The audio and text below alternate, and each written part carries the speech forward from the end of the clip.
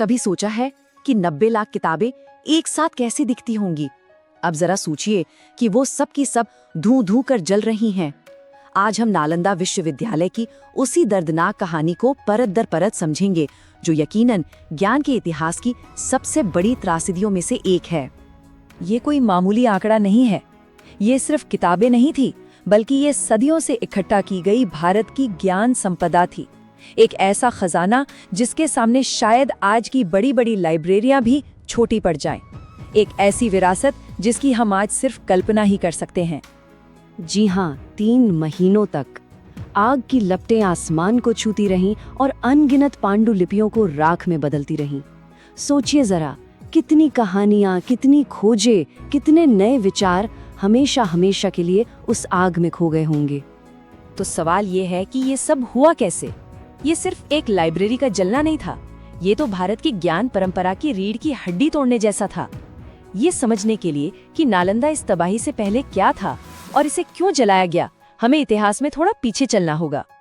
चलिए अब हम देखते हैं कि नालंदा असल में था क्या। वो सिर्फ एक यूनिवर्सिटी नहीं, बल्कि एक पूरी सभ्यता का धड़कता हुआ दिल था।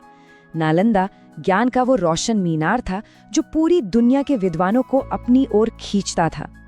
ये ज्ञान का एक ऐसा संगम था जहां ग्रीस, फारस और चीन जैसे देशों से आए विचार भारतीय दर्शन के साथ मिलते थे। मतलब ये एक ऐसी जगह थी जहां दुनिया सीखने के लिए जुटती थी। एक ऐसा ग्लोबल कम्युनिटी जिसकी मिसाल सदियों बाद भी मिलना मुश्किल है। अरे ये तो अपने आप में एक पूरा शहर था जो सिर्फ और सिर्फ ज्ञान को समर्पित था। जरा सोचिए, उन दीवानों के भीतर किस तरह की बहसें, चर्चाएं और खोजें होती होंगी। वहाँ एक ऐसी बौद्धिक ऊर्जा का माहौल रहा होगा जिसकी कोई तुलना ही नहीं है। और देखिए, बात सिर्फ समय से आगे होने की नहीं है, बात है इनोवेशन की। नालंदा में पीयर रिव्यू, रेजिडेंशियल कॉलेज और इंटरडिसिप्लिनरी स्टडीज जैसे कॉन्सेप्ट्स थे जो पश्चिम में सदियों बाद आए। तो इसका विनाश सिर्फ एक इमारत का नहीं, बल्कि तरक्की का भी नुकसान था। यहाँ पे कला और विज्ञान एक साथ पढ़ाए जाते थे, दर्शन और चिकित्सा साथ साथ चलते थे। और सबसे बड़ी बात, ये सब कुछ मुफ्त था, क्योंकि यहाँ ज्ञान को अधिकार माना जाता था, कोई प्रिविलेज नहीं। ये एक ऐसा विचार है जो आज भी कितना क्रांतिकारी लगता है ना? नालंदा की प्रसिद्धि दूर दूर तक फैली थी। इसने उन लोगों का ध्यान खींचा जो ज्ञान चाहते थे और उनका भी जो इस ज्ञान से डरते थे। बख्तियार खिलजी उन्हीं में से एक था जो डरता था, और उसकी यही ईर्ष्या विनाशकारी साबित होने वाली थी। तो कहानी कुछ यूं है कि खिलजी बुरी तरह बीमार पड़ा और उसके अपने हकीमों ने हाथ खड़े कर दिए। हताश होकर उसने नालंदा के आयुर्वेद प्रमुख को बुलवाया, लेकिन एक अजीब शर्त रखी, मुझे किसी भी भारतीय दवा के बिना ठीक करके दिखाओ। वैद्य ने अपनी बुद्धिमानी से उसे एक कुरान दी, जिसके पन्नों पर चुपके से दवा का लेप लगा दिया था। खिलजी जैसे जैसे कुरान के पन्ने पलटता गया, वो ठीक होता गया। लेकिन शुक्रिया कहने के बजाय वो भारतीय ज्ञान की इस ताकत को देखकर जल भुन गया। और बस यही वो मोड़ था जिसने नालंदा की किस्मत लिख दी।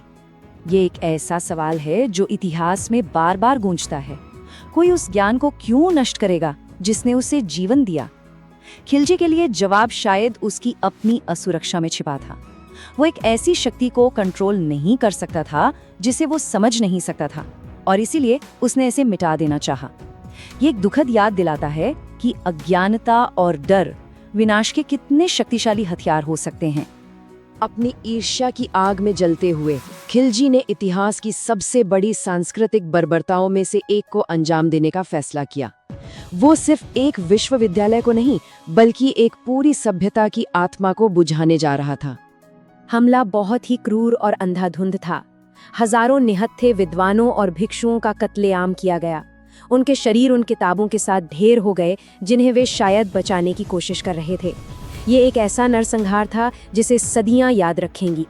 तो सिर्फ किताबें नहीं खोईं, बल्कि वो ज्ञान खो गया जो उनमें बंद था। एडवांस सर्जरी के रहस्य, खगोल विज्ञान और धातु विज्ञान पर लिखे गए ग्रंथ और न जाने कितनी सदियों का शोध, सब कुछ धुएं में मिल गया। ये एक बौद्धिक विरासत का सफाया था जिसे शायद कभी वापस नहीं पाया जा सकता। नालंदा का विनाश सिर्फ एक ऐतिहासिक घटना नहीं थी, ये इतिहास का एक ऐसा मोड़ था जिसने भारत की वैज्ञानिक प्रगति को शायद 1000 साल पीछे धकेल दिया। इसने एक ऐसा खालीपन छोड़ दिया जिसे कभी नहीं भरा जा सका। ये एक दर्दनाक याद दिलाता है कि सांस्कृतिक विरासत को नष्ट करना किसी भी सभ्यता के लिए कितना विनाशकारी हो सकता है।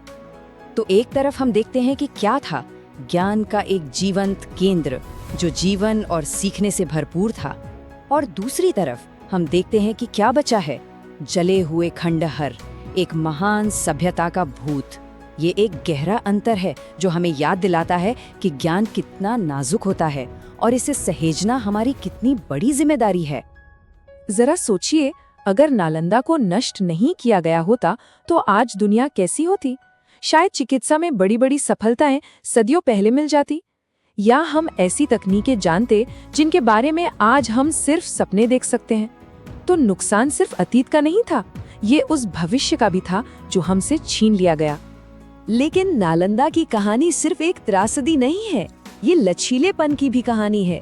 इस विचार की कि ज्ञान को जलाया तो जा सकता है लेकिन नष्ट नहीं किया जा सकता, और उसी राख से अब कुछ नया उभर रहा है। यह कहावत नालंदा की आत्मा को पूरी तरह से बयां करती है। विश्वविद्यालय को भले ही नष्ट कर दिया गया हो, लेकिन ज्ञान की खोज की भावना आज भी जिंदा है। यह एक ऐसी लौ है जिसे कभी नहीं बुझाया जा सकता। आज उन्हीं खंडरों के पास एक नया नालंदा विश्वविद्यालय खड़ा हो रहा है, जो भारत की ज्ञान विरासत को फिर से जिंदा कर रहा है। ये सिर्फ एक इमारत नहीं है, ये एक वादा है। ये वादा है कि ज्ञान की लौ फिर कभी नहीं बुझेगी। नालंदा की कहानी हमारे अपने समय के लिए एक शक्तिशाली रिमाइंडर है। आज ज्ञान के कौन से कोने सबसे ज्यादा खतरे में हैं? क्या ये इंटरनेट है अपनी विशाल लेकिन नाजुक जानकारी के साथ, या फिर ये वो भाषाएं हैं जो धीरे धीरे खत्म हो रही हैं, जिनमें से हर एक में अनोखा सांस्कृतिक ज्ञान छिपा है? नालंदा हमें सिखाता है कि ज्ञान की रक्षा करना हमारी सामूहिक जिम्मेदारी है। आइए ये सुनिश्चित करें कि आने वाली पीढ़ियों को अपने किसी नालंदा के खोने का शोक न मनाना पड़े।